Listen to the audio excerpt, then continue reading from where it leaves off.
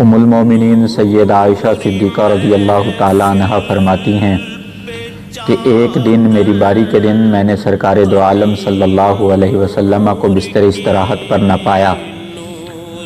فرماتی ہیں کہ میں دیکھوں کہ حضور علیہ السلام کہاں تشریف لے گئے۔ آپ حضور علیہ السلام کے پیچھے گئیں تو میرے آقا کریم علیہ السلام جنت البقیع میں تشریف فرما ہیں۔ جب میرے آقا نے سیدہ عائشہ صدیقہ رضی اللہ تعالیٰ عنہ کو دیکھا تو فرمایا کہ اے عائشہ، کیا تم خیال کرتی ہو کہ اللہ اور اللہ کا رسول تمہارے ساتھ عدل نہ کریں گے، انصاف نہ کریں گے؟ تو عرض کیا یا رسول اللہ صلی اللہ علیہ وسلم، نہیں، آپ سے بڑھ کر تو کوئی عدل و انصاف کرنے والا اس دنیا میں، اس کائنات میں ہے ہی نہیں۔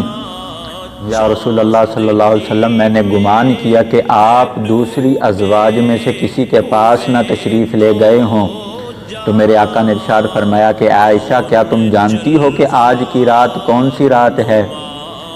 تو عرض کیا یا رسول اللہ صلی اللہ علیہ وسلم، اللہ اور اللہ کا رسول بہتر جانے کہ آج کون سی رات ہے۔ تو حضور نے فرمایا کہ عائشہ، آج شعبان کی 15ویں رات ہے۔